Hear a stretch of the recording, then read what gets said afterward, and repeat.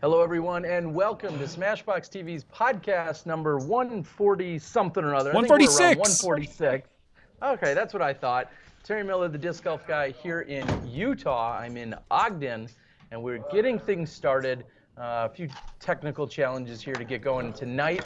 But Johnny B's back at the controls in Milwaukee, and we're going to keep our fingers crossed that some of our cellular devices hold up throughout the podcast so that we can talk to you guys tonight and have you guys join us here from Utah. So, Johnny, let's start with some basics. I traveled today.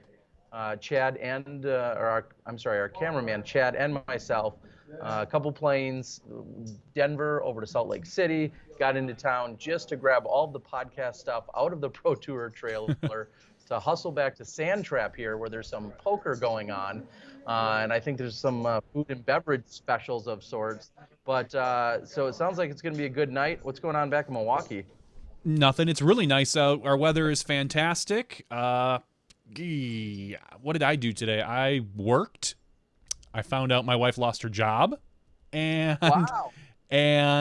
I went to something called MISO, which is the Milwaukee Youth Symphony Orchestra that someone recommended. My kid's music teacher recommended him for it. It's like this big thing in Milwaukee for kids who play instruments, and he's not sure if he wants to do it or not. I don't know. So. And what does he play now? He plays the violin.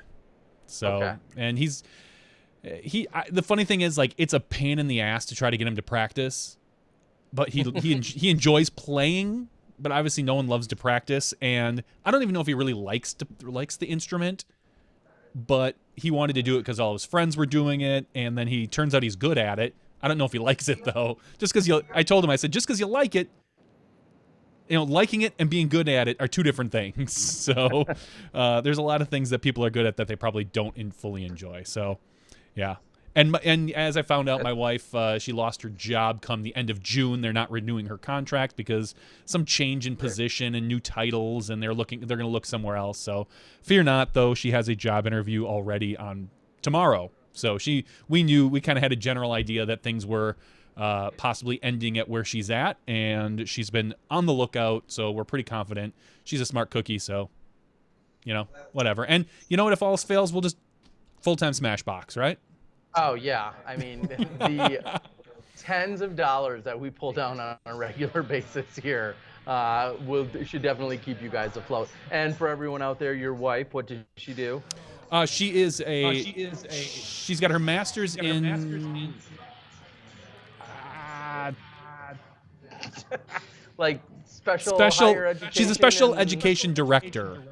There you go. So it's a matter of finding a position like that. And I'm sorry, I'm just getting some feedback from you, which is why it's throwing me off here. Yeah, special education director, and it's a really tough position to find because they make a crap ton of money, and people don't leave those positions very often. So she's been working at charter schools making not a crap ton of money, and I would love to get her into a full-time position, but she's actually looking at something different come tomorrow.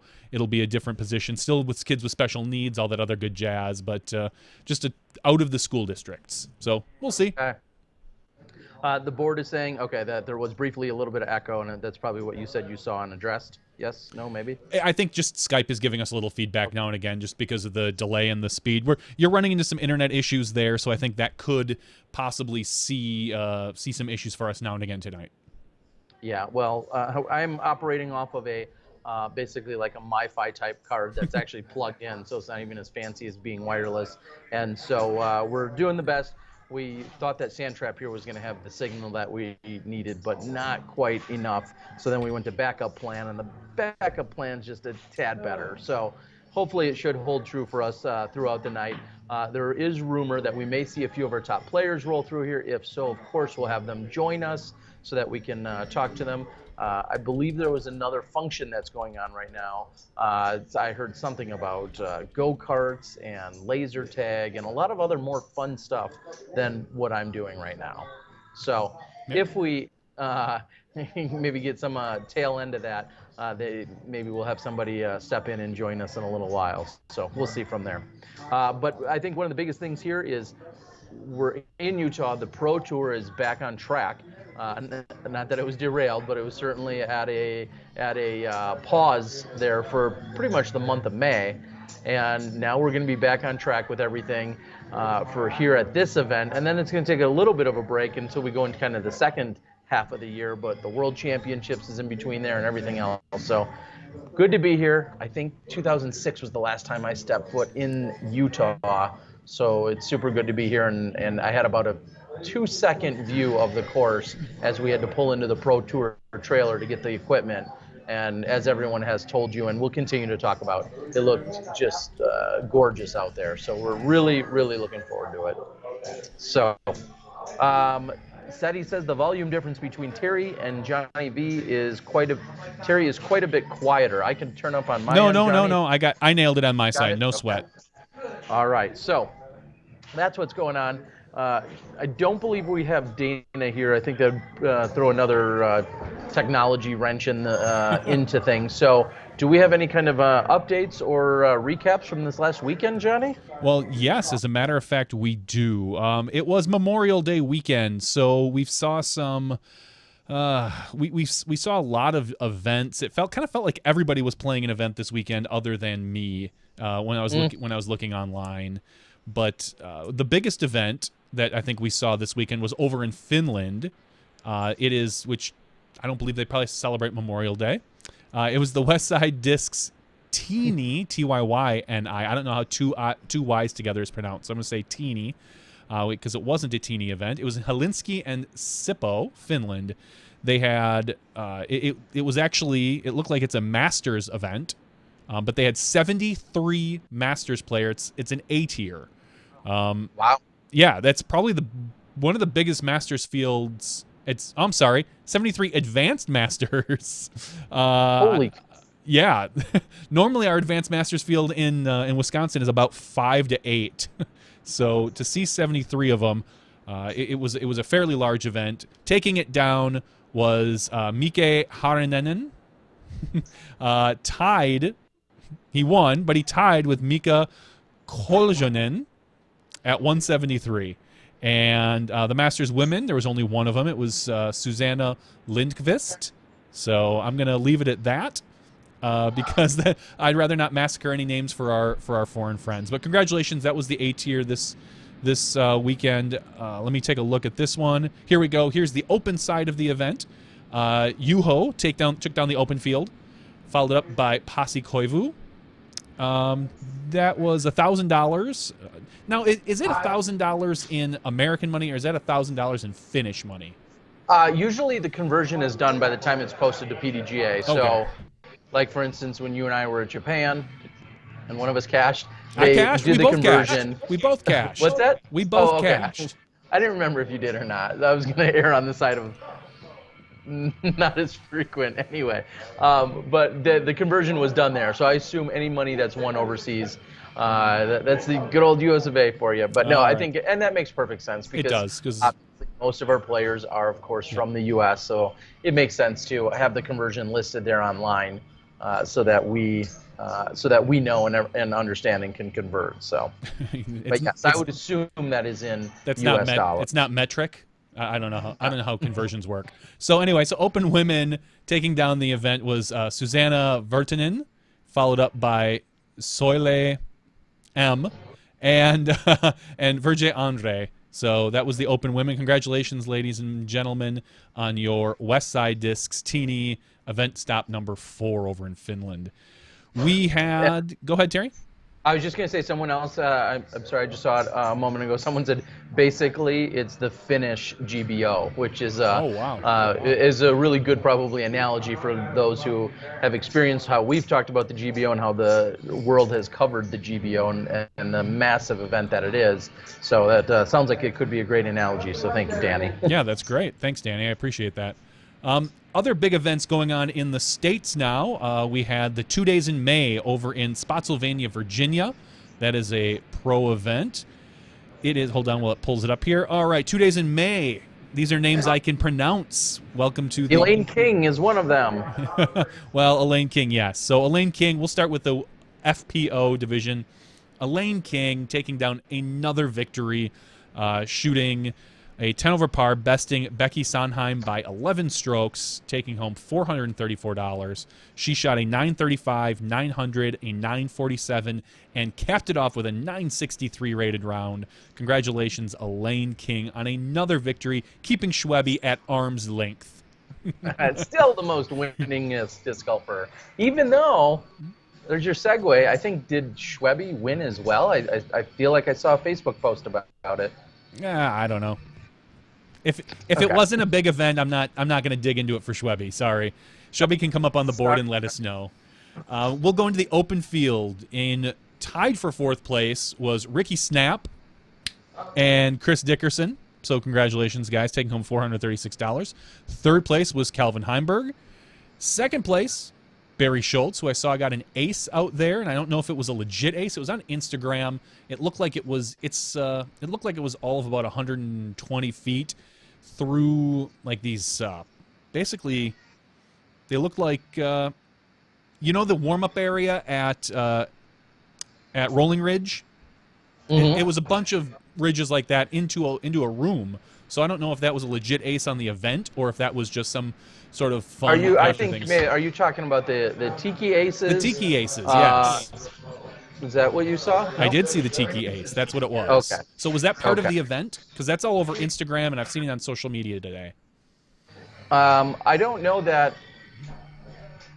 I don't know. I saw it on Instagram as well. I think it was, or I didn't see it on Instagram. I saw it talked about. I think I saw Matt Dollar maybe make a post about it.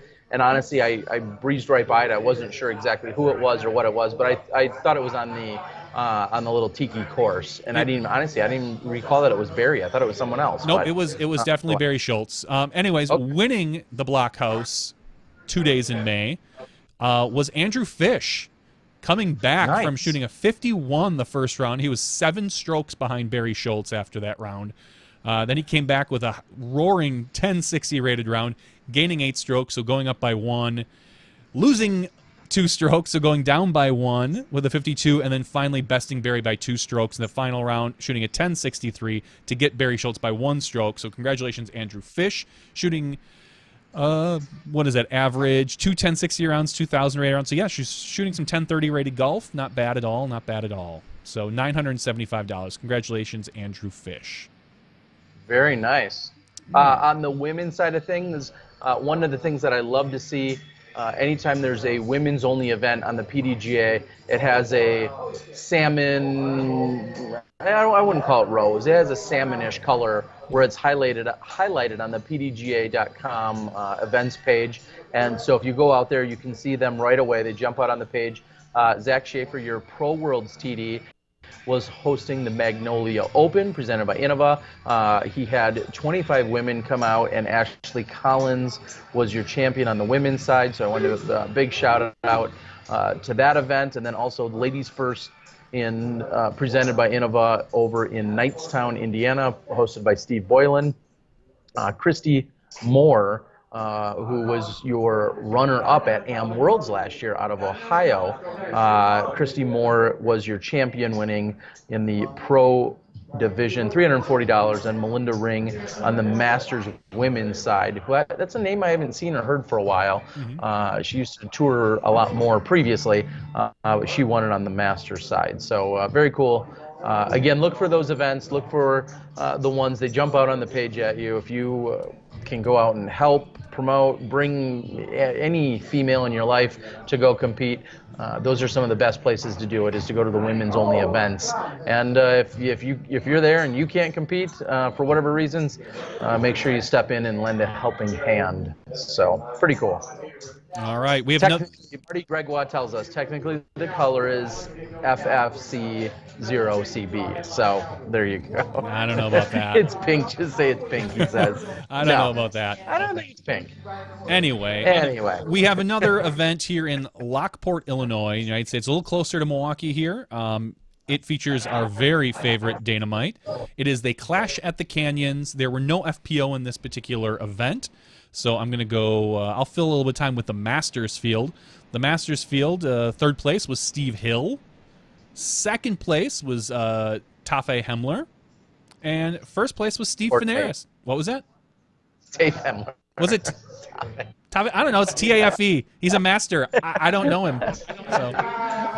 Sorry, he's been around. That's all. How do you pronounce it? It's Tafe. It's Tafe. T-A-F-E. Tafe. You wouldn't know. They should put spelling. They should put spellings for us. Phonetic spellings for us. Phonetic spellings for all of us, especially for the overseas. So Tafe Hemmler, congratulations, Steve Finaris. All right, going into the open field, taking the 4th place was Chris Sprague and Chris Sprague. 2nd place, DG Mike, our very good friend in Smashing, Mr. Mustache himself, Mike Fierke.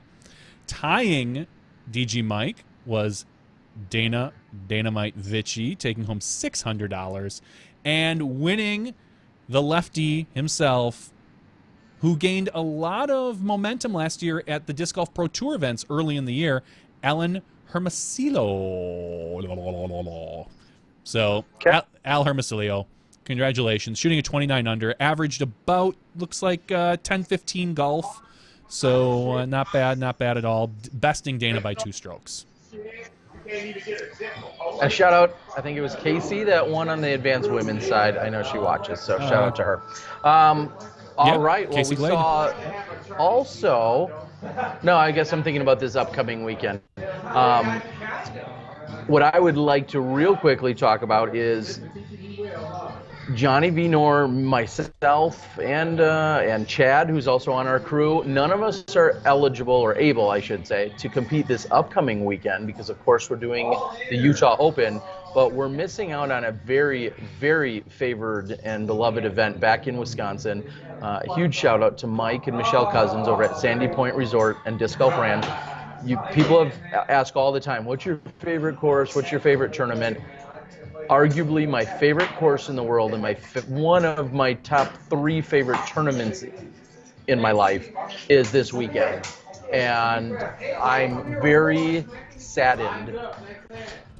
I'm glad we're doing work. I'm glad we're bringing live disc golf to the world, but I'm saddened that I am not up in the Northwoods of Wisconsin, Lac du Flambeau, Minocqua area, as a team captain for the team tournament that's hosted at Sandy Point Resort. There's 8 teams, 12 competitors per team, match play, just like you see down at the South, I think they call it the Southwest Team Invitational, held at Morley every year in December. Mike had kind of borrowed that idea 20-some years ago from Snapper Pearson, and all three of us, potentially could be up there playing this weekend. And I got to tell you, there's definitely a huge hole in my heart for not being up there competing this weekend. Yeah, so it's going to be really tough. Have fun up there, everyone. It's going to be really tough because we're not there either weekend. We've got this weekend, and for Northwoods, which is another big event, we're going to be at the Vibram. So it hurts. That too. It hurts. Yeah.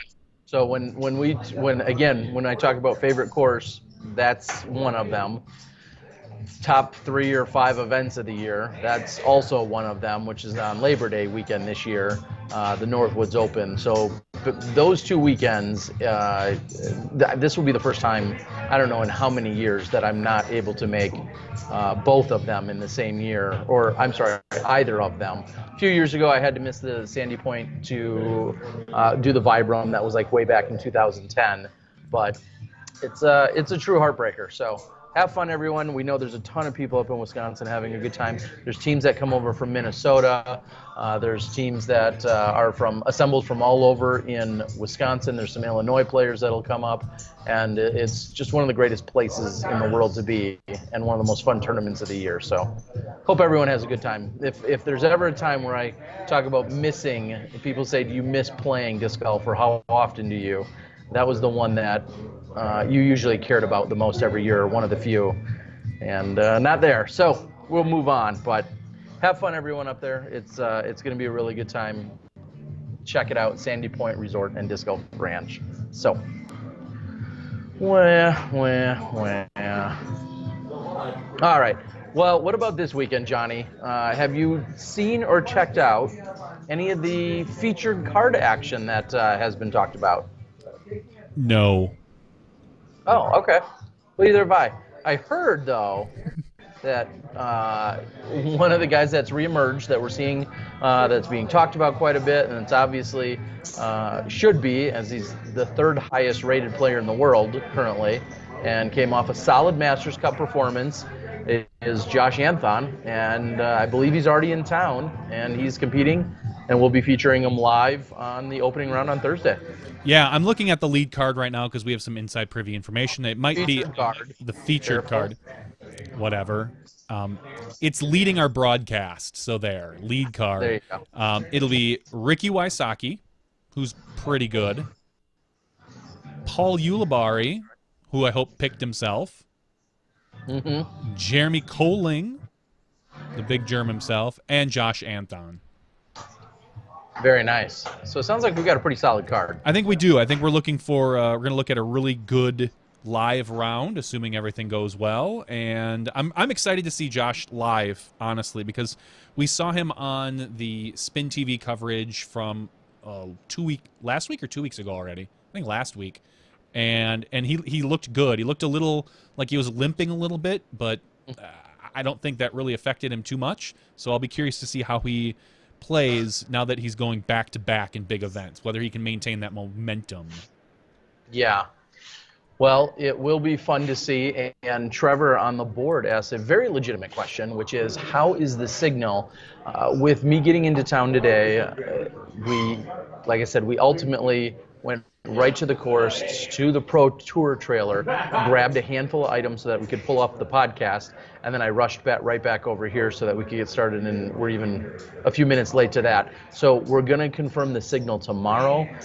We'll be out there checking out the course. It seems like there's been a lot of various spotty areas. I know as I was driving from Salt Lake City to here, I kind of randomly checked it, and there was essentially zero signal. But of course, there wasn't a whole lot of housing or anything else in that spot. I got to the edge of town, and all of a sudden I had really good signal. So we're going to keep our fingers crossed. I think it's been tested out here before, kind of Unofficially. what's the word? Unofficially, yeah. So hopefully that will pan out tomorrow, and we're going to be good for the whole weekend. So Rob, who is on the board and has helped set things up, also chimes in and letting us know that Germ is in fact the reigning champ here at this event. So that's, of course, one of the reasons why you're going to see him on the card tomorrow.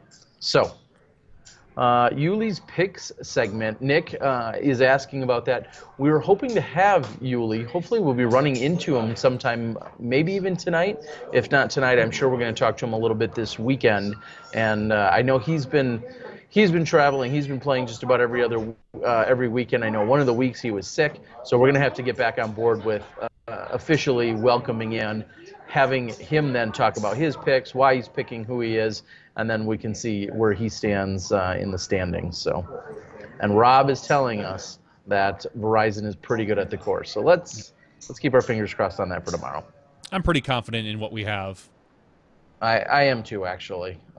It's just a matter of getting out there and hopefully, there's no being on a golf course. We shouldn't have too many issues. The real question is, as I'm going to attempt after we get done with that testing, the real question is, will I be able to keep the drone up in the air as I go around the course with an attempt at getting some hole previews? That's maybe the question of the day. Should there be a pool as to if I ultimately crash that or not? No, I'm not gonna do it. Not gonna crash it. I promise. You better not. The women's field. Let's talk about that a little bit. I believe it is small. Yeah, small. And small is putting it. Is that the best way to say that? Yeah, I'm looking at the. It's light. It is. I'm looking at the lead covered card, the lead coverage card, and for FPO it's 3 players, and it says maybe a 4th. And I keep thinking, if you're going to do a 4th, you might as well do the 5th, because I believe last time I looked there were 5 FPO women signed up. Now that may have changed up to 6, but I'm going to quick bring up the results here and find out. It's a pretty sparse field for sure. I'm looking up 5. We've got Katrina Allen, Amy Bilodeau, Paige Pierce, Madison Walker, and Jessica Weiss. So while the field is sparse, it is very, very contested between Madison, Jessica, Paige, and Kat. Amy looks like her player rating is 836, so I can't. And she's from Utah, so, and I don't know much about her game. I'm guessing she's not going to be able to keep up with the other women, but sometimes you step up and play the division because you want to play with some of the better women in the sport. So, and I hope that's her case. I hope she surprises everybody. Well, also posted, and I know if Steve were here, he'd want to make sure we talk about it. Also posted out there just today, though, is an article talking just about the stiff competition to highlight the FPO division in Utah. And there's a write-up that's provided out on dgpt.com/news. So you can go out there and read about it. And I believe he also, and I don't think it was Steve, I believe it says Baker Helton was the author, talks about the other name that we don't recognize as much, as she is local and a Utah native. Amy is joining the card, so she's from Utah. Now, I guess one of the questions is where's Sarah Holcomb? I thought I saw her registered earlier in the year, but she is not. She has not showed up right now. So someone says she's been playing in the area. I saw it on the board that she's playing in the area. So I don't know if she's going to sign up at the last minute, if she's got some sort of injury. Oh, your guess is as good as mine. Yeah, that is kind of interesting. So I think that's something that will be a little bit of the story. Not only is the competition really fierce among the 4 or 5 women, or maybe 6, whatever it's going to be, very stacked field, as some are saying. The question is, why are there not more? That's what I think is perplexing. I don't know what that is, what that has to do with. Maybe that'll be something I'll have to ask around about. I'm not sure. I don't know if anyone has any insights into it. I'm just a little bit surprised. Now, the one thing that we all know is it's getting to be a little bit of pick and choose crunch time as we're moving into the World Championships, which is on the other side of the country. So certainly there's people that are thinking about that, knowing that this is a great event that's taking place this weekend. Next weekend, a lot of people are and will be and want to be at Beaver State Fling, and then literally the cross-country trip. And I know there's criticism over that. I feel like if that's the one major track that's a little out of order, again, that's life. And I understand that it sucks for our touring competitors, but I think some people are just getting a little bit more picky and choosy. We've talked about Simon, we've talked about Eagle, as 2 of the people who have kind of, publicly stated, I'm taking it easy, or I'm kind of pacing myself as we're moving into things like the World Championship. So I don't know. I don't know if that has something to do with the lack of the women here, or if it has something to do with a course they feel may or may not set to their strengths or weaknesses, or a style of golf. It's really, I think it's a question that we will have to look further into to find out why it is, and hopefully we can address it and have a better showing next year. Yeah, I hope so. I have no clue if this is just one of those events that just isn't on the radar for FPO, or what the deal is, to be honest. So. Yeah, it is very interesting. So people are wondering about the background noise that's taking place here. I don't know if there's an adjustment I can make. The funny thing is, this is quieter by 100 times compared to when I was at the GBO, and I was in among a bar and crazy live music literally just feet from me, and there's a murmur at best around here. Now it's voices, there's poker tournament going on, but it's funny that if the noise is louder here, because this is nothing compared to where I was every single night of the GBO in terms of the volume. But anyway, maybe I could turn down, if we have the other mic, maybe that will help. We'll see how that goes. What else do we have to worry about here, Johnny? Honestly, there's not a heck of a lot, because it was Memorial Day weekend. So if you weren't playing, you were celebrating with your family, and it's a pretty light week as far as news. Okay. Well, then, with that, I say we move into. I don't think it's a topic that we've discussed anytime recently, so it seems like there's no better time than now. but we saw UC Maresma make a post a few hours ago. He did it via Twitter, then also it pushes out to his Facebook feed. And I'll read it just verbatim. He says, how much... Yeah, okay, I think you missed a word, but that's fine. He says, how much should a promoter/TD earn running a PDGA, NT, or major event? What do you think about that question? Just at face value, Johnny. It's a loaded question because there's not a right answer. Like, I saw a lot of people post that a TD should make $1,000. Sure. Great. Now, is that $1,000? What if the payout's light and the TD makes $1,000? Does that matter? What if the event goes off horribly? Is that still $1,000 they've earned or deserved? Do they it's such a tough question to answer for so many reasons. I kind of throw my hands up in the air.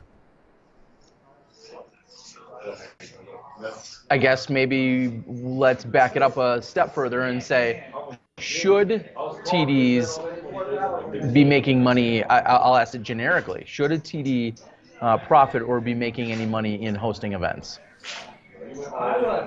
It would be nice. It would be nice, but you also have to ask the question: should the TD technically be making that money, or then is it the TD's job then to pay out the assistant TD? Does he have to then donate to the club, which has a bunch of volunteers? Is that all up to the TD? Should that be up to the PDGA? Who pays him? Is he paying himself out of the money that has been raised? You could say you're pulling out of one pocket and putting it into another in the same pair of pants, depending on how and what you're doing. Well, and so here, let me throw out a very random scenario. You host an event and you have $15,000 added cash, we'll say, to the pro purses, and it's going to be split between MPO and FPO. What happens if you have 14,000? I mean, so maybe so you advertise it as 15,000, and then you pay out 15,000 added cash, but then somewhere built in is an additional $1,000 that you're ultimately making. Is there a problem with that? No, I don't think so. I mean, I think one of the biggest problems is no matter what you put into the purse or no matter how much you raise, someone could always come back and say, well, that's that much more. I've always kind of joked, as soon as you pay out 110%, the first question is, well, why isn't it 120%? And the next year when you pay out 120% on an event, the next question will be, well, why isn't it 150% or whatever? I mean, there feels like there can never be, so to speak, too much money added to a purse. So I think one of the challenges is where do you draw that line as to, okay, enough has been added, enough things have been taken care of, but then I'm still going to keep a little back, for myself or for the club or for my volunteers or whatever. And then are you really a volunteer if you're getting paid, I guess, is another question. Yeah, but you could make that argument. So I think it's an interesting debate. It's funny that I think a lot of people underestimate the amount of actual hours that go into an event. I mean, besides obviously you're there for that whole weekend. You may or may not have taken off of work, whatever the case is. We'll negate all of the actual weekend of stuff, which is probably up at 4 or 5 a.m. Probably not going to bed till whether it's 10 or 11 or 2 a.m. whatever it is, depending on your staff and your crew. So aside from the madness of the event itself, just the amount of hours that go into a million other things. I'll say just answering emails. Sometimes an email that comes in where they're asking a question as if they're reading it on a chart and saying, I see here it says 9 a.m. players meeting. Is the players meeting at 9 a.m.? Yes.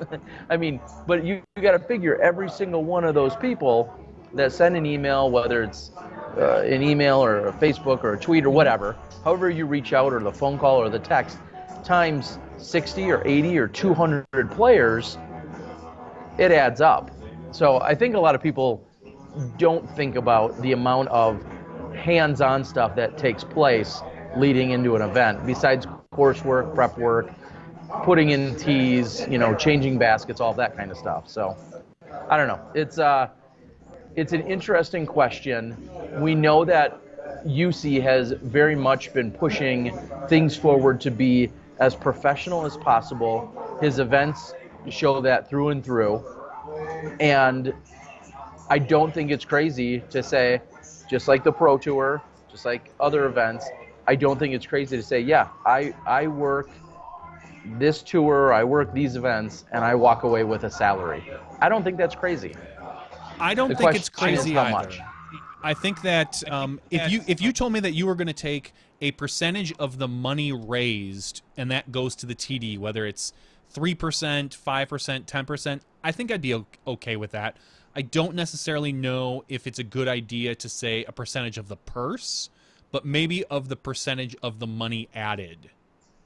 I think that would be fair, because that's money that someone has gone out above and beyond to draw in, whether it's sponsorship of something like that. But when you just say, I'm going to take a percentage of the purse, then it feels like you're taking directly out of the player's pockets. Like, oh, thank you for playing my event. Your entry fee was $150.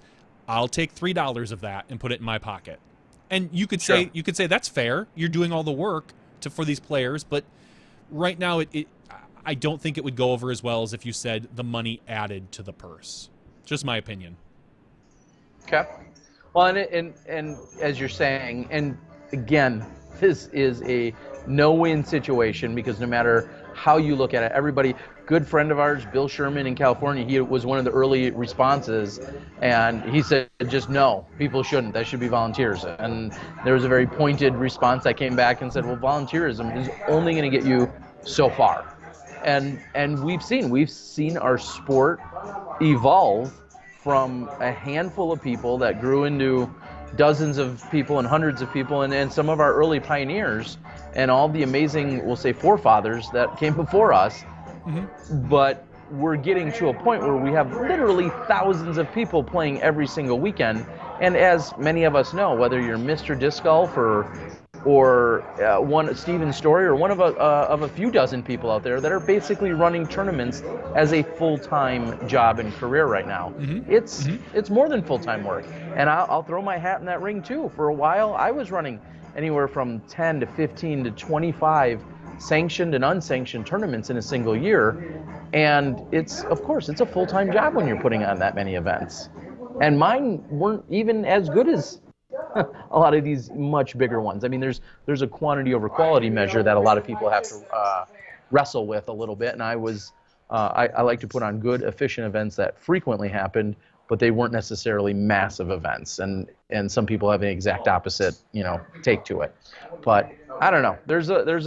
It feels like everybody wants to scrutinize a TD, or is very quick, maybe, not everyone. People are very quick to second guess and scrutinize a TD when it comes down to some dollars and cents. And I don't know. I've worn that hat many times, and it can be frustrating. And someone pointed out on the board, Scott Williams points out a really good, situation that a lot of tournament directors are putting up hundreds, if not thousands, of dollars before that day even takes place. Yeah. You have park fees, you have PDGA fees, you have all these supplies. You're probably getting some custom merchandise, whether it's discs or shirts or hats or whatever else Miles at Paragon offers. But whatever those things are, you're probably outlaying literally thousands of dollars. I know I did, and that is, then someone says, oh, well, it got rained out, the second round of my, after of my 1-day tournament. It's like, there's only so much you can do as a TD, and something like a refund is borderline crazy at that point. But anyway, I don't know. I could go on and on about it. I think it's an interesting question. A lot of people on the board talk about what you said, whether it's a flat amount or if it's a percentage. We see like Holly Finley, who's a professional that plays for Innova. She said 10 to 20%. Pete Ulibari, who's got some tournament directing experience, he says 10% to 15% of the event value. And then Chris Finn of Dude chimed in, a little bit lengthier purse. purse. A little bit lengthier response, and talked about that. He was talking about managing marketing for an event and for a major event that a major event would put in around $50,000 worth of time for the year just on one event. So of course he's talking about a firm and people and PR and marketing and everything that needs to be done to pull off a major event in possibly some other sports. But if they wanted to apply it to disc golf, yeah, he has a number of that $50,000 range, and that's to have someone come do it and to be part of it. So I don't know.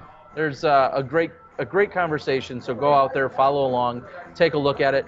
Plenty of people have said I run events and I don't make any money off of them, and that's awesome. There's plenty of events I've done just that as well. We're going to continue to see that, and usually that works for individuals to a certain period of time. They either run so many of them and they get burned out, or they think they're just doing it out of the goodness of the heart, and they are, and the volunteerism is there, but eventually something snaps or gives, and then either someone else has to take over, or they just hang it up entirely, and that's the end of the event. So I don't know. Some good stuff. Some people have said throughout the years, though, if more TDs were making money, finding a good way to make money, that you would see the best TDs, the cream would rise to the top. And that makes sense because if people are going to their events, the TDs are making a little bit of money, but on the flip side of it, they're well attended and people continue to go to them. That cycle could continue. I think that's a good way to look at it as well. So I don't know. I guess we shall see. How do you feel about refunds, Johnny?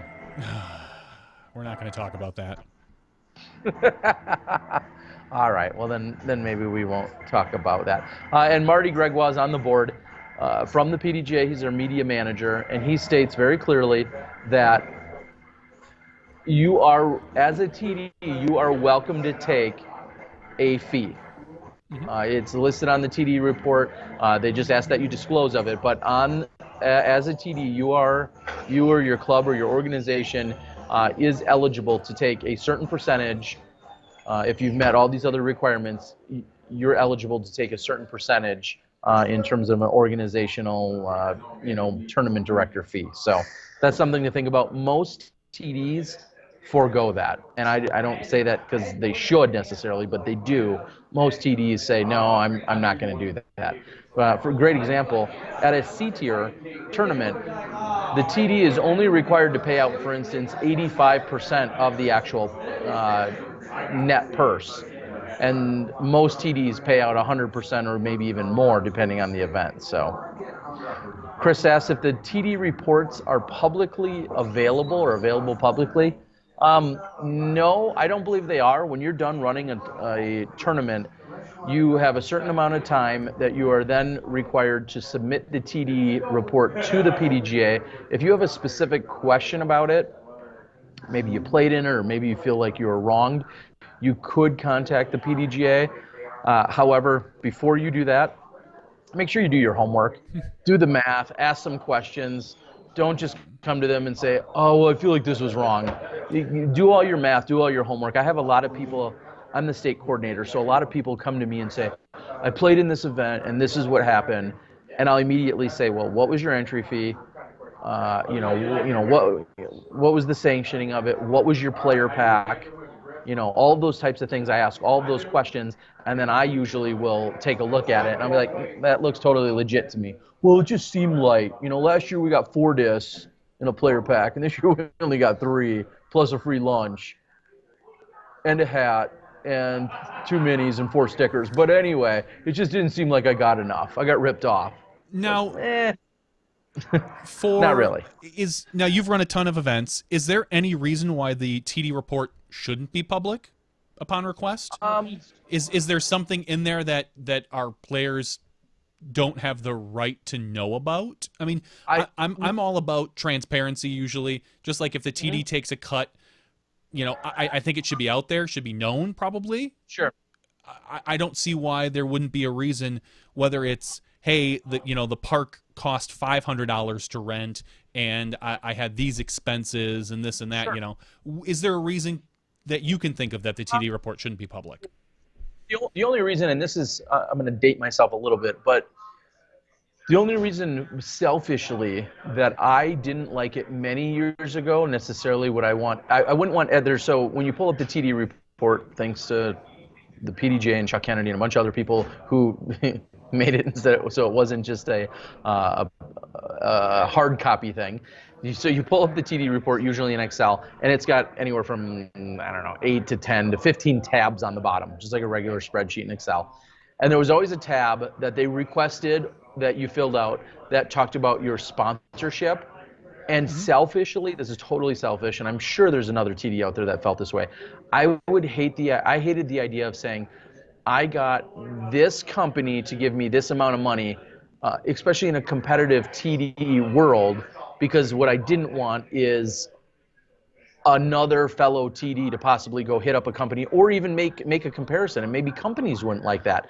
I'll just make one example up, like Zucca. Let's say Zucca is this amazing sponsor for your event, and they give you 10 carts because you have some really special deal worked out with them.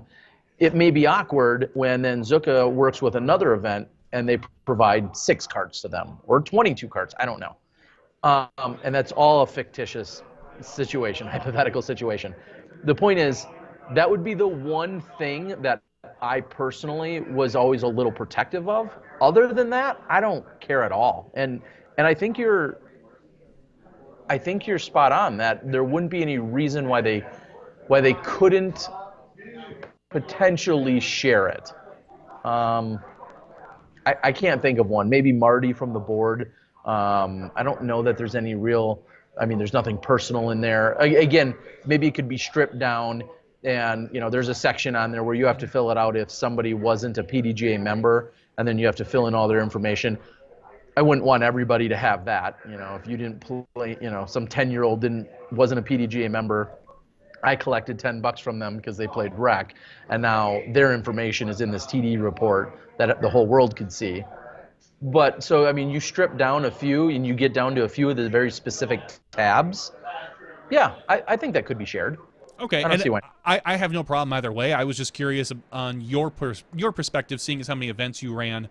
I do like the idea that you said maybe keeping it private for sponsorship reasons, that you don't necessarily want people to know certain people, maybe certain companies that sponsor certain things. So I get that.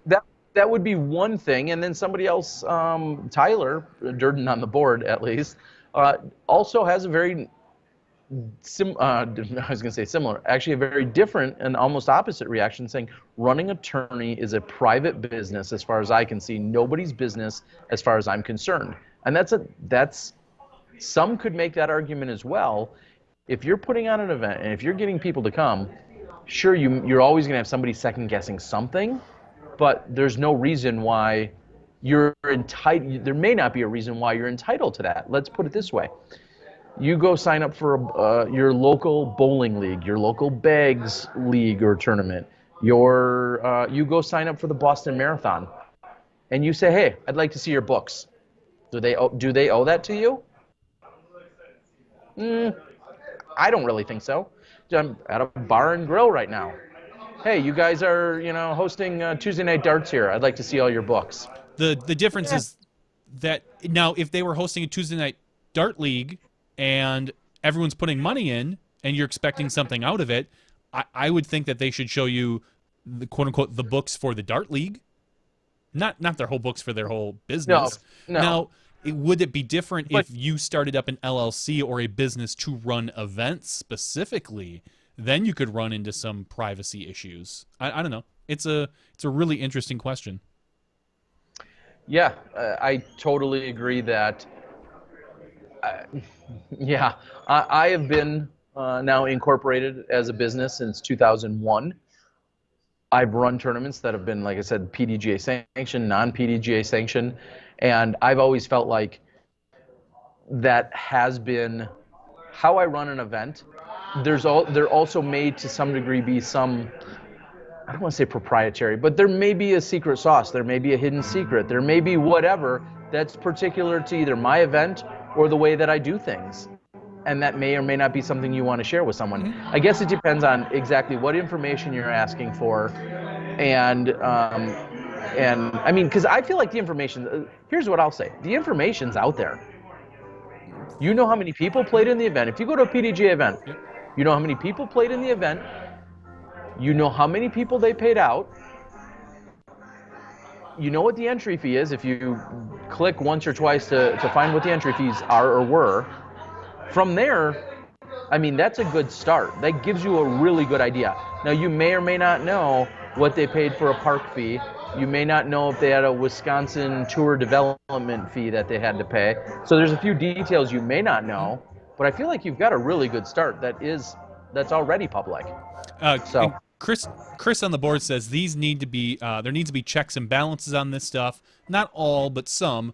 And I say that's what the TD report is. It's a checks and balance from the PDGA. As long as they meet minimum requirements, there's no problem.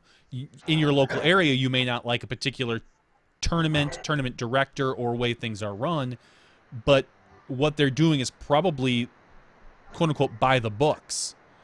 It might be the minimum requirement, but usually if something doesn't hit the minimum, it's flagged by the PDGA for some reason.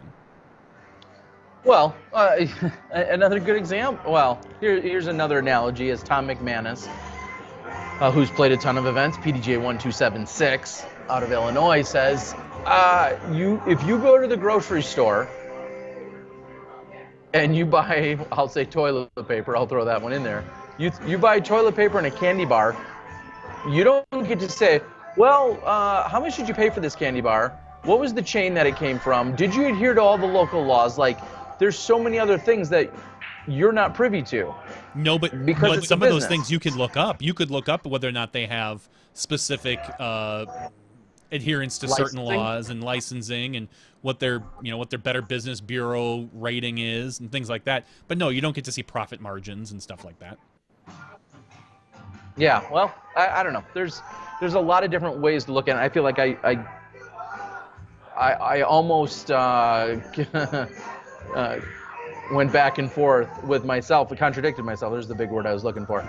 But I see it both ways. I really do. I understand that people want to see it. There's not a lot to hide there. But at the same time, if you're running an event, the good events, the good TDs will very quickly sort themselves out. If you're known as a person that doesn't provide good value, and that's part of the problem. Therein lies the problem. I could tell you all day long, here's the TD report. I gave you 125% of entry fees. On a C tier, I went above and beyond. I met and exceeded every single requirement here, but you've got, you got coupons for this, or you got these discs which you hated, or whatever. And someone's going to say, well, I don't care what your numbers say. The value wasn't there for me. So there's a lot of subjectivity there too. And good TDs usually will get sorted out by their attendance. If you're constantly running events and you're getting 12 people at them, there's probably a problem. Yeah. So we can move on from this subject. I think we've covered it pretty well. I'll say this. I had a really knowledgeable, great guy reach out to me literally just like 3 days ago. And he said, hey, Terry, you run a ton of tournaments. I'm looking for some insight. And we kind of touched on some of these things about ways you can go and host a good event and the priorities you want to have. Are you all about the course? Are you all about the efficiency of the event?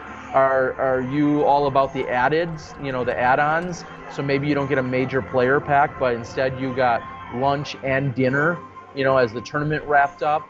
Are you trophy only, which is something I'm dabbling in more and more, and you're paying out basically huge just for showing up, and where you finish doesn't almost matter as much. And some could say, well, you could be good at all those things.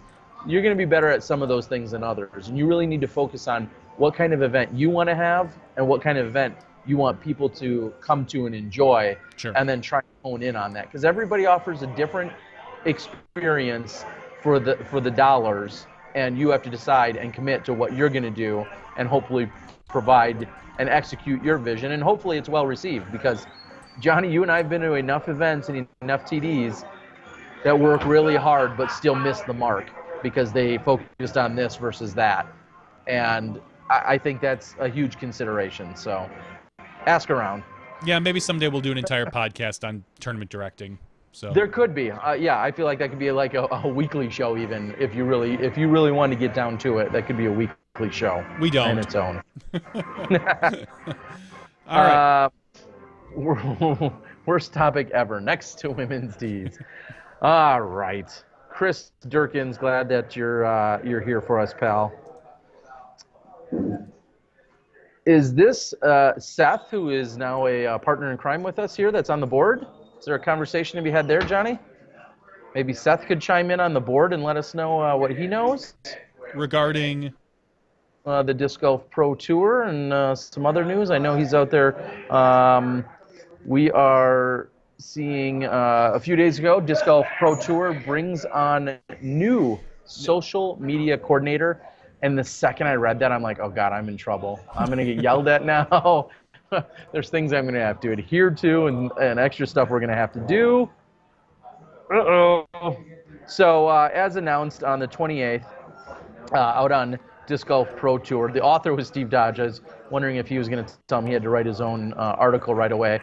But yes, we have on the Disc Golf Pro Tour, there is a new social media coordinator. And the article says, please join us in welcoming Seth Fenley.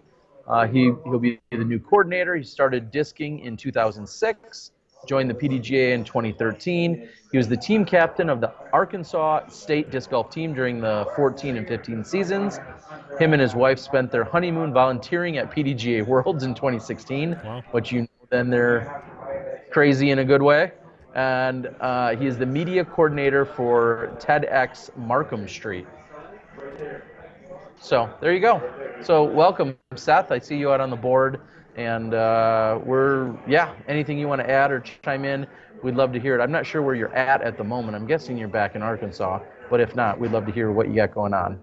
It's another exciting thing that the Pro Tour is hopefully doing and stepping up their game. I know a lot was said last year about their lack of social media. And even this year, I think, the beginning of the year, they haven't been as strong as they could be. So I think Seth is going to help up their game for sure. Okay. Well, thank you, Seth, and we're looking forward to working more hand in hand. Don't yell at me too much, please, or something. Good night, Danny. Thanks for joining us and stepping in tonight and being here. What a world. You can have a job just dealing with social media. God bless America, Scott says. Yeah, I think that could be good and bad, but clearly he's probably got a more level head than we do, Johnny.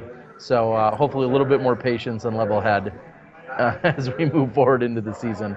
I think some of our players, like I said, are out playing laser tag and some other things right now. I don't know if we're going to see any of our other top competitors step in tonight. It would be cool if they did. Rumor had it they may be coming this way. All right. I'm going to move on. Only because I glossed over it briefly last week, and I won't get too far into it tonight, but I just want to announce again, there is coverage. A lot of people talk about the diversity in coverage. We have amazing Spin TV coverage, Masters Cup. They just semi-recently, I think as of last Thursday or Friday, released some women's coverage that Central Coast had put together and then was released on the Spin TV channel. So please, please, please go check that out.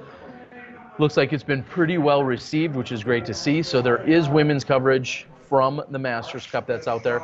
And then also on Friday, I released the Minnesota Amateur Championships presented by Legacy, the coverage and the event presented by Legacy. And my real point here is we see all of our top pros. We're featuring them this weekend, and we see them week in and week out.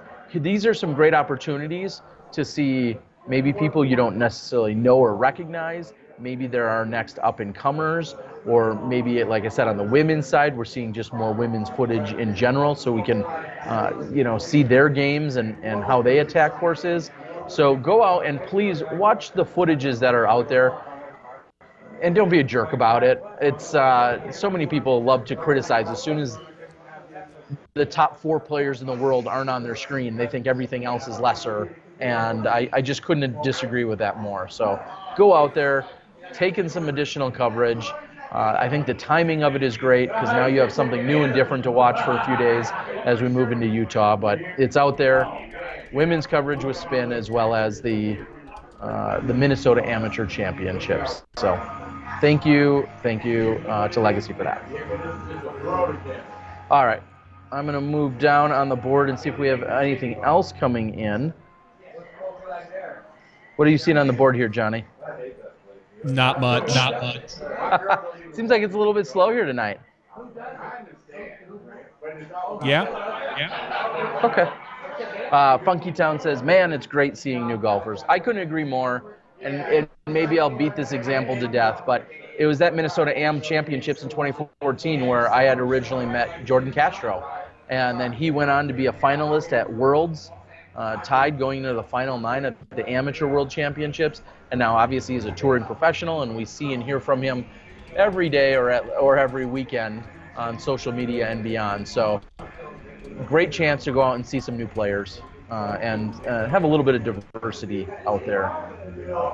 I also saw, I was going to pull it up, a post on Facebook, also Disc Golf Answer Man, just to give some more shout outs out there. Disc Golf Answer Man, I believe, is recording a podcast today, and there may be a special audio cameo. I don't think it's a cameo. A call in from me, and in fact, it's a tournament director related question. So I know they're going to be releasing that soon too. You can hear me babble on about tournament director situations. I think we just heard that for like 20 minutes.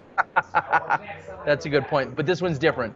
Totally different. It has nothing to do with what we just talked about a few minutes ago. So if you want to be as bored on this podcast as you are on their podcast. There you go. You can do that. Josh Scarf asks, dark horse for the Utah Open. I'll let you go first, Johnny. I mean, hold on. Let me pull up the wonderful PDGA website to look at who is on the list.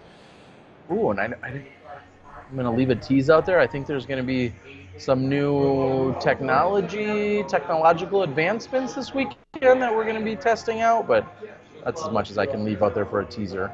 Okay. I don't even know if I know these. Counts as a dark horse anymore. How about that? Barella would be a dark horse. Anthony Barella. Okay. Just because he's been off the scene for so long. It's summertime now and he's out of 8th grade, so I think he can tour again. Yep. So I think you could consider Barella a dark horse pick. He's only 1,015 rated. And when I mean, well, compared to Ricky, who's 1,049 right now. We saw Ricky. Okay. We did see Ricky drop a point this past ratings update. So it's fair to say it's fair to say Ricky's peaked. Yes, clearly. Other dark horses, you could consider Dustin Keegan a dark horse to win. I think, and I'll say this, not to win. I don't think anyone dark horse is going to win. You're going to see. I think Koling, Anton, or Wysocki win this. The 3 top-rated players. I think you're going to see one of those 3 probably win. But if you want a dark horse pick to maybe take top 4, Barella, Keegan, Patrick Brown. I think those are the 3 right there that could surprise you. Okay. Looking down the list, looking at some of the others, though I'll admit, fair or not, well, it's fair. Jeff Faze is a name that isn't necessarily as recognizable because I don't know that I've seen Jeff at any other Disc Golf Pro Tour stops in the past, and I don't believe that I know Jeff. I certainly don't know him as well as I know, say, the other top 25 or so people that are signed up and registered. So we'll look to see how Jeff Faze fares. He's rated 10-12, just above Cam Todd, Lewis Bitney, and Nate Perkins. He's kind of in that neighborhood. And I'm looking down the list, and there's a lot of very recognizable names. And this is, of course, I'm just saying I don't know Jeff from being out on the tour, at least this side of the country. I'm not saying he's not good. Clearly, he's very good. So don't send me any hate mail about how they don't Oh, no one believes I don't know Jeff Faze and wasn't picking him to win. I just don't know him. Matt Lloyd, I'm repeating some info off the board. Matt Lloyd is on the DDRV. Baker is on the Pro Discus RV, and Danny Lindell is making vlogs. Okay. Chris Durkins, here's an interesting comment. It says that ratings don't mean much when you're on the course. Hashtag any given day. However, most people end up playing to their averages. The more rounds on a tourney, the more they'll play to their average. Is that a contradictory statement then? To say ratings don't mean much, but then to go on and say that people will play to their average? I don't think it's necessarily contradictory. It depends how you take the statement, because you could say in a 2-round event or a 1-round event, any given day you can win. But obviously, as we've seen and what we've talked about with Worlds only being 4 rounds versus 6 to 7, people tend to end up averaging near their rating, which is why they have that particular rating. Now, unless you've been, you don't have a lot of rounds on your rating, or maybe you haven't played in a long time, there could be some adjustments in there for your rating. But ultimately, I would say any given round, not necessarily any given weekend, someone can win. Because as we've seen, there's really, would it surprise me to see Bobby Music win? Not too much. Would it surprise me to see AJ Risley win? Yeah. But that just goes to show the difference in, in general, the player rating and the overall history on the player. Bobby Music finished very well at the World Tour event last year and played a couple, has played really well at the Memorial and things like that. AJ Risley is still kind of pushing that, kind of third-tier open player where he's cashing very consistently. He just can't break that top 10 consistently. So. All right, I'm going to pick, as I'm looking down the list, a dark horse. A dark horse to win, I guess, is the question. If you're saying a dark horse to win, I think you go with Keegan Umbrella. I can't think of anybody else. Well, then, is it a dark horse if you went with, say, like a Drew Gibson, who's rated pretty much exactly what they are? I think Gibson's a dark horse to win because he hasn't really shown much this year on the Pro Tour or any tour for that matter. He's been off the scene. He's only got 3. I mean, he's got 1 second place win, and that was a C tier at GBO. I mean, he finished 41st at GBO. He finished 12th at Jonesboro. I would say you could consider him a dark horse this year. That's my dark horse. There you go. I'll pick Drew Gibson. If we're talking about a longer shot at winning, that's who I would. That's what I'll say. I guess that's the best way to put it. What I think is interesting is ratings, schmatings, I agree, on any given day, or potentially short weekend. But when you look at Wysocki and Anthon, at 1049 and 1048 respectively, and then there's a sizable jump, leap, fall, tumble, I don't know what the word would be, down to Coling at 1025, and that's 20 rating points. That's an average of roughly 2 strokes, on an 18-hole round. I get all that. But that's a pretty substantial difference in terms of that jump between second and the third highest rated. We don't have that too often. No, it's they're so good. Those guys are just so good.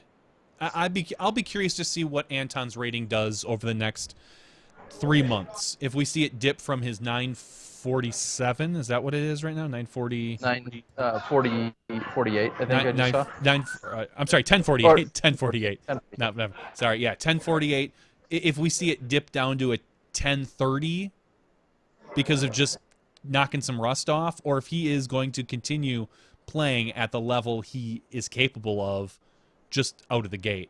So that's really, I think, going to be the story of the next, other than Worlds, That's the story for the next 2 months is Josh Anton's rating and how he finishes. So, a lot of people are talking about the recent trend in playing ball golf courses for disc golf events. You know, we saw it at De La last week, and now we're seeing it at the Utah this week. Where do you stand on that, Terry? And I haven't seen this course. I don't know the layout very well. I don't know if it's a lot of people's complaint is that the ball golf course tends to be a hyzer fest because there's really not a lot to force you to shape your shots, that you just have to basically throw to a landing zone or to the basket. And if you throw to a landing zone, you pitch up to the basket because 9 times out of 10, the basket is within 20 feet of a green or a sand trap. What is your thought process on this? Do you like this move? A lot of people are saying it's because of spectators, but do we have enough spectators to qualify that? Are we putting the cart before the horse? I don't know. I've said it not a million times. I said it a few times throughout the years. It is when you think ball golf course, unfortunately, the stereotype is long and wide open. Like you said, you almost always have to bring cart paths and sand traps into OB, sand traps and greens usually. Almost always play as some form of OB. Just how much, who knows. And I think you hit the nail on the head. It's shot shaping sometimes is just not as required. There may be an advantage to having a little bit more longer length out on the course. You may see people get a little more aggressive or get creative with some rollers. Now, usually they combat that with some OB. Sometimes too punishing, sometimes I feel like it's too restrictive, but usually there's some kind of OB. And again, I have not been on this course to see it, so I'll be interested to see how they attacked it. We've talked a number of times about allegedly, I think this is a DD stat we're stealing, or that I'll plagiarize, that for every day a golf course is closing, and there's 2 disc golf courses going in. I don't know if that was one of their stats or one I maybe made up, or it sounds like something I stole from them. But that means there's a lot of ball golf courses. There's a lot of land that's becoming available and being repurposed. And sometimes disc golf, can step right in. I think you're also seeing ball golf courses take on disc golf as a I don't want to say a second ditch, more like a last ditch effort to help generate a little bit more revenue. If golf course is struggling, they think, well, here's another player base that we can get in that will consume a few beverages, hopefully hang out in the in the 19th hole, so to speak, and partake in some of that, and then pay anywhere from $5 to $20 in greens fees. Again, it's so challenging. I think I've run 3 different tournaments on golf courses. Temp tournaments, of course. No, one became a semi-permanent one. Maybe it's 4 then. I think I've run 4 tournaments on golf courses, and again, you're limited. You have only so much that you can work with. So I don't know. I think it's a trend because they're becoming available. They are more spectator friendly. They hopefully are going to be more cellular signal friendly. Is it our favorite golf? We'll see. I mean, I'm excited to see this track. I give everyone a clean slate, and I won't harbor any of those stereotypes as I go out there tomorrow. I'll make a totally different new judgment when I get to that course to see what they've done, because everybody's a little bit creative in their own ways, and we'll see how it pans out. But generally speaking, it's usually not my favorite style. But we could argue all day long that tight and wooded, as much as it may produce more shot shaping, it also produces a lot tougher camera angles. And it produces tougher ways to get signal.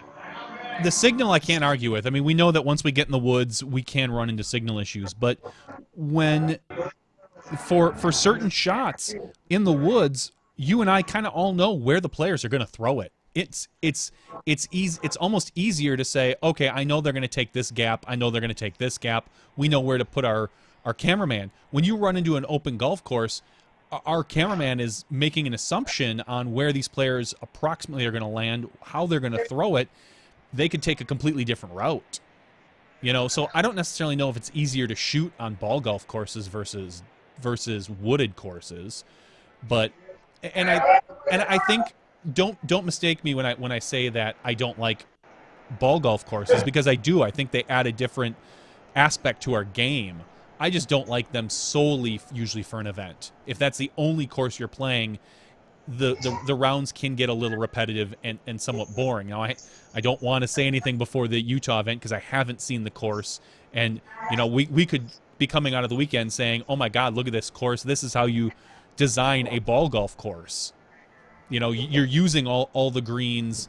You're using the hills and things like that. And that's great. And I hope we do see that. And I have faith because I've heard good things about this course. So, but in general, I've seen a lot of ball golf courses that don't necessarily excite me. So, well, and I'll address a few of the comments that came in on the board that specifically talk about it.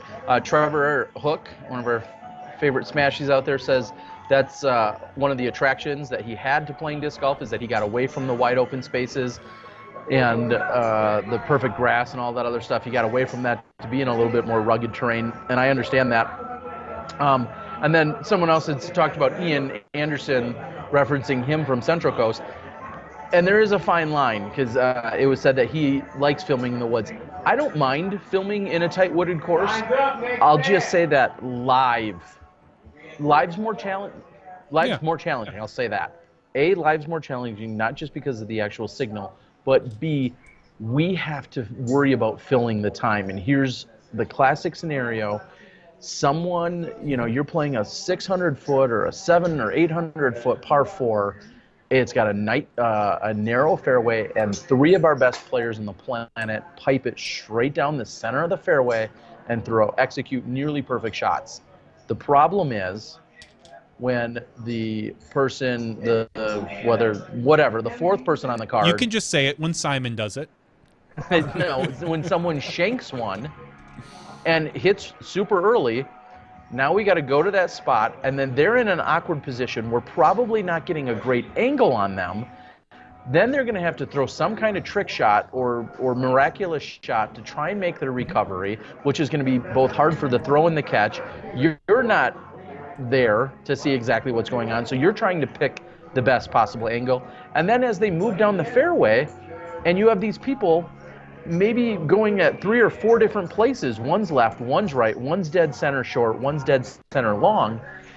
Those are all challenges to us. So when Ian says he enjoys filming in the woods, I do too. But live is a totally separate beast. Yep. He's not worried about filling. If let's summarize it this way. If a wooded par 5 takes 28 minutes to play, it's the same. It's still going to be 3.5 minutes on Ian's or someone else's post-production. If it takes 28 minutes to play live for us, that means you're, I'll say, suffering through a long 28 minutes. And that sucks. Those are the reasons when I say live versus recorded, wooded versus not. Those are things that I selfishly look at. I think wooded golf's way more fun, and I enjoy filming it and being there for it.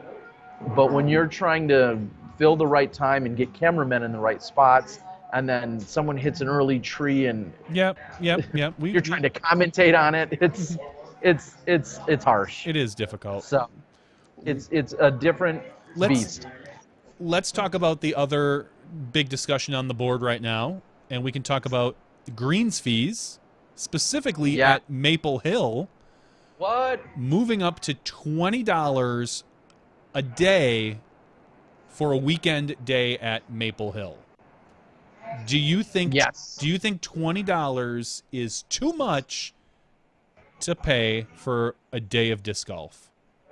For what is rated and revered as one of the single best courses in the country?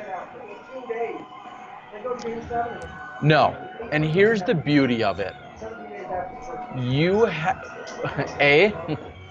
It's unprecedented. private property, so they can do whatever the F they want. And B, you have options. Mm-hmm. If you don't like it, as a lot of people say, I'll go to Pyramids across the street. Great. Mm-hmm. You have so many options. And if you don't, they're not owed to you. Like No. Steve and the staff and the people and Dave back there and everyone else has built that to what it is. They've built this dream facility that's highly regarded, highly revered, widely known, and if you don't want to go there or you don't want to pay that kind of money, then don't go. Like, I understand. People are saying it's a lot of money. I get it. But to me, it's still cheap. A whole day of entertainment with multiple tees, multiple pins, and one of the highest rated courses and most revered courses in the country. I'm fine with it. And I think it's doing exactly what he wants, which is he will chase away people. And he's okay with that. I say he as in Steve. Yeah, as long as there's enough people, there's a cost benefit analysis that I'm sure he's doing, the number of people he's getting versus the time it takes to play the round, because if it doesn't cost anything and that course is packed, people aren't going to want to come and play. If he's charging $20 and suddenly the number of people that are there plummets, he's going to know $20 is too much. Maybe I'll drop it down to 15 or 10. Personally, I think $20 a day isn't too bad. Someone is saying, well, Flip City is $3 and it's on private property as well. The difference is Flip City is kind of in the middle of nowhere, as opposed to Maple Hill, which is on the East Coast, where everything seems to be about 2 hours away. Flip City is 2 hours away from anything, it feels like. And I'm not going to argue with Flip City because from everything I understand, it's a phenomenal course. All the pictures I've seen, it looks gorgeous. But there is a location thing about it. And Flip City has never had a big event run there. It is known throughout the Midwest, but you could probably ask somebody out in Montana or California about Flip City, and they're going to be like, what? Sure, okay. You ask somebody about Maple Hill, everybody knows Maple Hill. Yeah, I don't know if I'd agree totally with your location portion of that argument, but I will say how many people do you think play Flip City a day or a weekend day? Do you think as many as Maple Hill? If there was no greens fees, we'll say. I would be willing to guess yes. Do you think so? I really do, yeah. I have no idea what their numbers. I don't Me really neither. know either of the numbers. But I would bet you yes. They've also created now, because of both of them in their own rights, have created themselves as a destination location too, where people are like, oh, this is high rated, or I've seen this on SmashBoxx, I've seen this wherever. I want to go play and compete where the best in the world have been. So people have treated them as destinations. Obviously, the higher up your course is rated, people say, I need to get there. I want to see what everyone's talking about. So I think they both have that going for them for different reasons, though. Flip City is not, by all accounts from what I've heard, is nowhere near as challenging. There's a different draw and a different appeal to Maple Hill if you're playing the gold layout than if you were playing out at Flip City. So yeah, Flip City, I'm not saying they haven't earned their respect that they've gotten, but I'm looking right now. It's an hour and 15 minutes from Grand Rapids. Flip City is in the middle of nowhere. It's whereas Maple Hill is how many miles from New York? How many miles from Boston? How many miles? Like, it's just such a denser population area that I think you have a more, and to be fair, the East Coast is a generally a higher priced place to live as opposed to Flip City, Michigan. Yes. There's a big economy difference there. So I'm not saying one's worth it and one's not, but I don't like the argument that Flip City only charges $3 because there's its own economics to it as well. If you live anywhere near Flip City, you're paying a fraction of what you pay to live, say, near Boston. Yeah. Like the economics are completely different. And again, they have a different goal and mindset, I believe, than what Steve and Maple Hill has created. And I can't speak fully on Flip City because I have not been there, and I feel like I need to. But they have a totally different goal and mindset. And that's the proof is the national tour events that have been held there year after year after year, the pro tour events, the major sponsorship with Vibram and other massive partners, and the energy and the atmosphere and the event that is Vibram.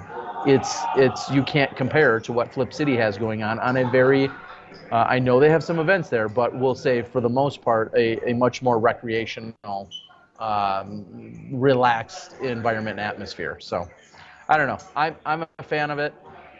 If I think you hit the nail on the head. Let's say it's $10 and you go out there and you have to, and it takes you, I'll just make up a number and say it takes you a full 4 hours to play a round out at Maple Hill, and you paid $10 to do it. If I said, hey, you're going to go out there, it's going to be less crowded, and at $20, it's going to take you 2.5 hours to play, plenty of people will think that alone is worth it. So I don't know. And there's a great debate on the board. Lots of people arguing, saying that it is it's either too expensive or it's not. And again, I can't stress enough personally that A, there's plenty of other options, and B, the hardcore capitalist in me says it's their land. They can do whatever the F they want with it. I don't think anyone's... If they want to charge that and you don't want to go, I'm okay with that. I don't think anybody is making that argument that they shouldn't be allowed to charge it. There's an argument of whether or not they should charge some people, whether they should charge it in general, but not that they should be allowed to, Well, I don't think allowed is even a conversation. I just feel like plenty of people don't feel like that's within the nature of whether it's disc golf or the community or the pricing or whatever. I don't know. I disagree. You are letting people on your own private land and property to roam around for a few hours with plenty of liabilities and plenty of other issues. I'm totally good with it. Yep. And if you have a problem with it, don't play it. Otherwise, get a season pass. So there you go. What else? Exactly. What else do we have going on? Yeah, I'm sorry. I'm just catching up. Yeah, they have season pass options, so on and so forth. So go out there and partake. Tim Sanders says, any course that takes 4 hours to play is way too long of a course for me. So there you go. You can play the shorts and get it done in about 2 hours, probably. Well, and that's one thing that's really cool out there is the various tees, and then there's extra baskets that are already in. I mean, not a lot of courses around the country even have that option. I'm sorry to harp on it, but rarely can you say, okay, I want to go to a course today and I'm going to play 2 or 3 or 4 different configurations, and no one has to move any baskets in the meantime. And that's exactly what you can get out at Maple Hill, which I think is awesome. All righty. I don't have much else here, Johnny. I think we could actually start wrapping things up. I agree. People will continue to talk about that. I haven't seen any of our players roll in. I'm not sure if they're going to or not, which is okay. Giving everyone a quick recap of the weekend, you're going to see, of course, live broadcast Thursday, Friday, Saturday. I wouldn't hold your breath on a nightly recap show, but it's possible. We'll have to see how things unfold. I haven't even been to the hotel yet, so I don't know what kind of internet I'll have there or any other place. I'm not sure if you're going to see one. If I had to guess right now, I would say don't count on it, but anything could change. We'll see what kind of activities are going on. There may be a position, though, if there's some fun activity going on at one of the official event extra events, then maybe I'll be doing a Facebook Live or doing some interviews and stuff there. But so I would say don't necessarily hold your breath, though, on a nightly recap show. Although if it makes sense and I can pull it off, I will. But I won't necessarily count on it. So Thursday, Friday, Saturday, and it looks like we're starting around 4 p.m. Eastern each day, which is 3 p.m. Central, 2 p.m. Mountain Time, where I believe I am, and 1 p.m. Pacific. And as far as I know, we're going to also be doing what we've been doing the rest of the year, which is splicing in the women's footage and bringing that to you throughout the round during the day as we then go out and have the men's round as well. So I think I'm going to be out there physically filming, handing that off to Steve Dodge, and then putting that together. And then in a much quicker time frame, I'd like to turn around and then put out an entire women's round with all the extras and whatnot thrown in there. I'm going to work on putting that together as well. So it's going to be a busy week. Yeah, very busy week. So I think that's what we can count on and plan on for now, Johnny. Yeah, I think that sounds that sounds pretty good. Although I don't have any specifics, we'll have to come up with something. I think we should do one of our giveaways. I'm not sure that we're going to have an after show, so maybe it's worth having a giveaway right now for one of our Patreon members. You ready for that? I am actually getting it ready as we speak, so if you could fill just a few more seconds.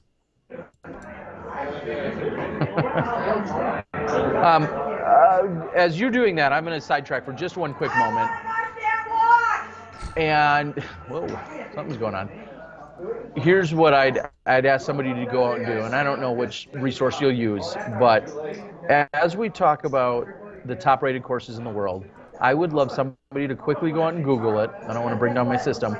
Google or go to Disc Golf Course Review or whatever site you use, and tell me of the top 10 courses in the world, or the top 10 rated courses, how many of them are pay to play?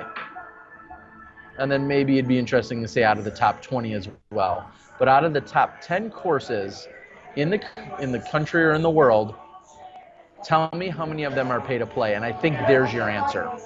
When you have pay to play, you have obviously more revenue, you have way more options, you have a lot more control, and I'd love to know. So I'll give everyone a moment here. Well, here's what we're going to do, Terry. Let's end the show real quick. We'll come back for a quick after show. It'll only be a few minutes. It'll maybe a 15-minute after show. We can run the credits. We can do all that other good stuff. I'll have everything up to date, and then we can just do a couple quick updates that I have. So. Oh, sweet. All right, well, then we will call it. Stick around. We're going to have an after show. Most exciting part about that is me slamming 6 more. No, I'm just kidding. We're going to have a giveaway, so you can win some free stuff if you're a Patreon supporter of ours. So stick around for that. Johnny V and I will go on about a few other details, and then we'll get wrapped up and call it a night. So thank you guys for joining us tonight. We're looking forward to a great weekend out here in Utah. It's going to be hot and it's going to be fun, and we're excited to be back here with the Disc Golf Pro Tour. So for Johnny V and myself, Terry Miller, the Disc Golf Guy, we're here in Utah, in Ogden, having a great time. We'll see you in a few minutes after this for our after show. What a great closing. Podcast 146. Bye. Thank you to our $2 and above patrons. Your name is listed below in the video credits. If you're interested in being listed as a producer on SmashBoxxTV's podcast, please visit patreon.com/SmashBoxxTV.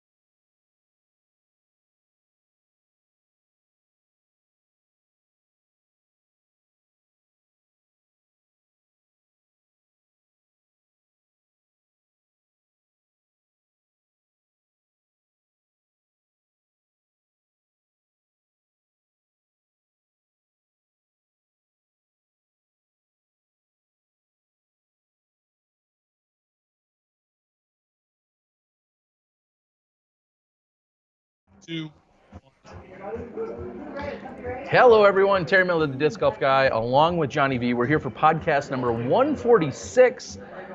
Well, the after show. We're in Utah. I'm in Utah. I'm in Ogden, and saying hello to everyone from the Mountain Time Zone, which I don't get to visit too often, but glad to be here. Just wrapped up the regular show. I am on location where there is looks like some poker being played. I didn't know poker could be played without Ricky Wysocki getting in the mix, but rumor has it allegedly some of our top players are actually en route. So we may or may not have somebody step in and join us for a few minutes, or we might not. But Johnny, we got some important stuff to do, which is give away free goods. Yeah, we got to give away some stuff. So I'm not sure what Terry's going to figure out to give away, but maybe it'll be like something from the Utah Open.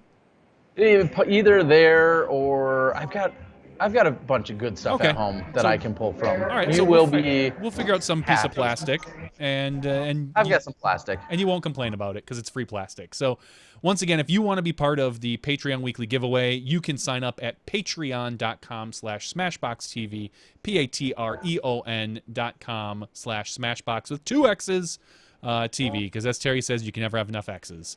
So never. A great. So if those of you that can't tell, because I think the microphone's covering, I'm wearing a Lifetime Disc Sports shirt. I was at this introduction thing to the symphony today. You know, I'm sitting there, and one of my son's friends comes wandering in. He happened to know him, and this is a citywide thing, so it was a little strange, but he was from the same thing. And the dad comes up and he says, "Hi, I'm Caleb." I'm like, "Oh, hi." And he's like, "You play disc golf?" And this is exactly, I'm wearing dress pants, dress shoes, and just this Lifetime Disc Sports. And it kind of took me back. Like, I thought, maybe, yeah, I do. And it's always kind of weird to be like, yeah, I don't play much anymore, but, you know, I run this podcast and this YouTube channel that shows disc golf. And I kind of started to explain it to him, so he takes down all these notes, and he knows a bunch of people in the Madison area. He helps out with the Mad City Open. He's played that a few times. He hasn't played really much in Milwaukee, but he lives here. So I thought it was kind of interesting. He had no clue who you were. He really had no clue who I was, other than I think he saw the Lifetime shirt. So I thought you'd get a kick out of that, Terry, considering I know that's your it's your current company, kind of, but whether I'm diversifying. You're diversifying, but so anyway, that was a random side jag to me and us giving away some stuff from Patreon. And we have 149 people that are in the Patreon. They are supporters. We thank every last one of them, whether it's $1 a month or $5 a month or more. We've talked to Rick, and he says he's this close to being done with the Patreon stamp. So if you are a $3 and above supporter, we are this close to getting that stamp from Rick, who is also a Patreon supporter, and getting that out to probably, I think we decided on a manufacturer. I think we had talked about DD Judges is what we had talked about, but that could always change. And we're going to get those discs out to you hopefully soon. So as soon as Rick can get that for us, and it's going to be awesome, and I'm really looking forward to seeing what Rick has produced. So 149 people. I'm going to hit this number generator here. It's sorted by first name, A to Z. The number is, number 8. So let me pull up the Patreon. It's going to be someone that starts with, is it an A? No, it's B. Barry Armour. Barry Armour. Congratulations, Barry, out of Canby, Indiana. You are this week's Patreon supporter of the week. I wish I had some echo that I could do. I think that would be pretty awesome. Let me see. Hold on. Well, thank you very much. Patreon supporter of the week. There. I like that. Yeah, you nailed it. And I just wanted to follow that up real quickly and say I was really good. After about my 3 hours of sleep last night and getting ready to go today, I did get a few things mailed out. However, I think I'm still waiting on addresses. So if you have one, check your email. Well, you maybe wouldn't know, but make sure you're checking your email, or tell your friends to check the email so that we can make sure that we can get your address. Because for a lot of people, we don't have your address. So in order for me to send you something, I need your address. So send it to me. If I owe you something, just know that we're going to get it to you. And if it hasn't, there's a chance I don't have your address. I think I have to send out at least 4 items, and I think 3 of them I don't have addresses for. So that's what we need, people. We need your address so we can send you free stuff.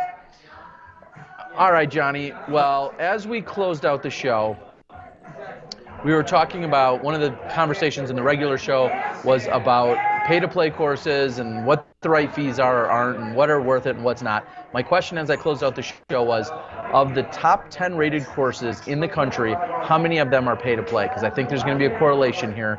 And thanks to our Smashies, it looks like 7 of them are in the top 10, and then I believe, kind of right along that number, 15 of 20 of the top 15 out of the 15 of the top 20 courses in the world are in fact pay to play.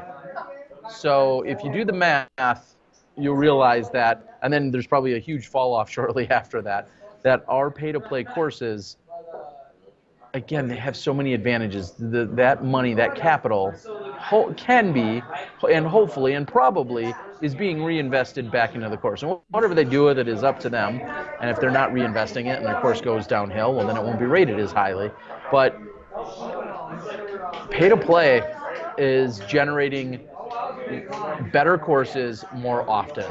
And now, I think what's great to see, just like tournaments, people are trying to one-up someone else. And not that they weren't buddies and they were friends already ahead of time, but there's this fun little rivalry taking place over at Blue Ribbon Pines and Vision Quest in Minnesota. We were there for the Majestic last year, and I think there's this fun little rivalry that they have going on because they're both two of the, I'm guessing both of them are in the top 10 or 20 at least. They're trying to not only attract dollars, but they also know they're a destination. And if you're going to go to one and the other one's nearby, you're going to go to that one as well. So I think it's really cool to see. Get out there, support your local pay to play if it's good. Lots of Minnesota shout outs today. So. Yeah, Bethany, I know you love them. So go out there. I was also going to try and read. Pay to play also keeps the chuckers away. I don't know if there's a clever saying there somewhere, but what it does is it just creates a different atmosphere, unlike all the yelling that's going on here. But it just creates a different atmosphere. You have some people that want to go out and you can be respectful, of course, at a free course, but if you're paying to be somewhere, you're less likely, I feel like, and it seems like the stats prove it, you're less likely to then deface the basket or draw on it or ruin the T sign or draw a stupid discharger, which doesn't work, news alert, or spoiler, to draw a discharger on the bench. Not that some of those things don't happen, but I think you're far less likely to do it when you're paying to be somewhere. Thank you. Appreciate it. It's taco night here, Johnny. You're missing out. I'm fine. I had Panera today, so it was pretty good. I'm doing good. It's been months since I've had Panera, and it was delicious. I was happy to find. Here's a quick trivia question for 200 YouTube points. Anyone want to take a guess what, give or take 5,000, we'll say. Anyone want to take a guess as to what the population in Ogden is? Something I Googled today. You know, that should be, I think that should be, that should be its own segment. What stupid shit did Derry have to Google today? And then I'll just keep a running list, and then we'll have to talk about them. But one of them was, I was just curious to know, because I may have to find a Best Buy. Apparently there is one here, so there's one clue. But I did have to Google that, and then I was curious, like, oh, I wonder how many people are there. If they have a Best Buy, Justin Haynes, with the right answer, that must have probably Googled it and not taken an actual guess, which is fine. 84,000, I believe it said 83,000 and change, or 84,000, whatever it was, is the correct answer. Or near it, anyway. Just screenshot your daily Google history. I'm not sure that's a good idea. Dad's drunk. Yeah, that wouldn't be such a good idea. Johnny, what did you Google today? That's a great. You're kind of a smart guy on any given day. You work IT. What did you Google today? That's a really good question. Most of my Googling is done from work. I remember the last thing I Googled when I left work was how to connect up Amazon AWS with Microsoft Azure's cloud providers. Yeah, thanks. Because I didn't need to hear. Yeah, so the last thing I Googled was how to connect up Amazon AWS with Microsoft Azure via VPN connection. because I need to connect 2 data centers and figure out how to move some data back and forth. I'm looking at possibly putting some data over in the Microsoft Azure.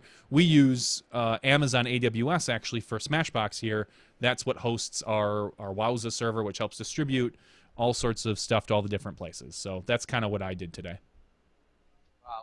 Can you hear me all right or no? Probably not. Chris said that that's not tough. I don't think it was tough. With with Amazon AWS, they usually have a built-in VPN system, but I don't think Azure's talks to it, so I need to build a new server. And there was like a 2-page instruction on how to do it. It shouldn't be too bad. All right. Well, I know it's been short and brief, and unless you have something or unless our Smashies have something specific, I think we could go ahead and cut things. Everybody wants to be in for the after show because they want to know if they won something or not. But I don't really have too much more to add. I don't see any of our players coming in, so we're not going to get any scoop or insight from them. Googled how to quit undershirts cold turkey. Oh, I was going to say, it doesn't look like I'm wearing an undershirt, but I am. What? No way. My wife bought me something I would never buy, and that's a V-neck T-shirt. I am not usually a V-neck kind of guy, but she bought this one for me, and I have a tendency to, if she buys it, I wear it because I don't usually buy myself a lot of clothes. And it's a really soft T-shirt, but it's a V-neck, which this might be the first V-neck I've ever worn in my life. Kind of weird.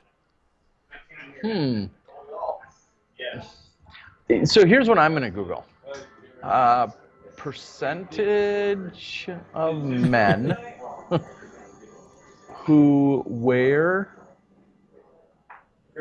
undershirts. Is that the right? First of all, is that the right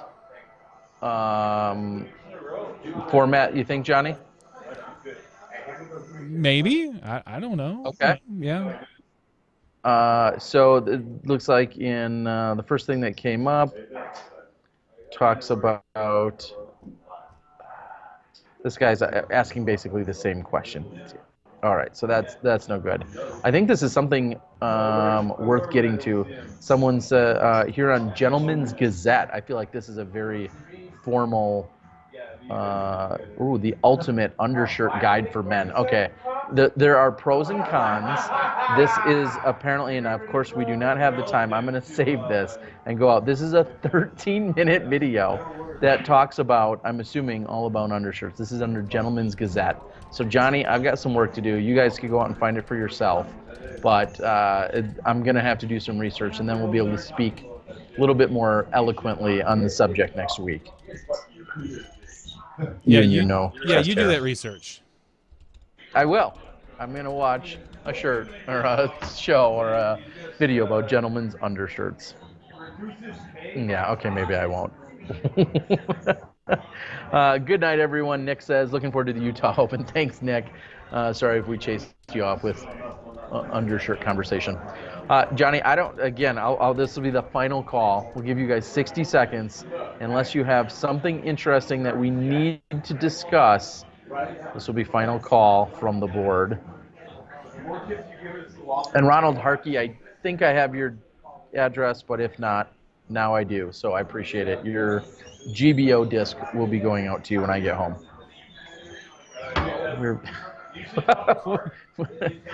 William Buckley says, I wear my V-necks backwards to show off my back hair. I like that. That's clever. Kevin James wants to see the tacos. I'm not going to lie, I'm kind of excited. It's been a good 6 or 8 hours since I ate, and this was just delivered. So thank you, Rob and crew here. I don't know if you can see that. Right in front of your face. There. This looks like no joke. I'm ready. Yeah. Okay. I'm ready for that. Austin Turner, top 5 in NT. Good to see. Looking forward to Utah. See you, Tim. Jim is hungry. No Dana tonight. No, we did not have Dana. Sorry. And yes, it does look good. All right, guys, I've got eating and breaking down to do. I'm going to check in, see what's going on. And then we're going to be out there tomorrow. We're going to be testing signal. I'm going to be flying a drone around and getting ready to bring you live action come Thursday, both men and women. All right, so for Johnny V, back in the Milwaukee studios for Terry Miller on site here in Ogden. We appreciate you guys hosting us here. We'll work on some mics and some other audio stuff for next time, but we appreciate being here. Thank you guys so much. We'll see you in just a few days right here for the start of the 2017 Utah Open presented by Latitude. We'll see you next time when you step inside the Smashbox.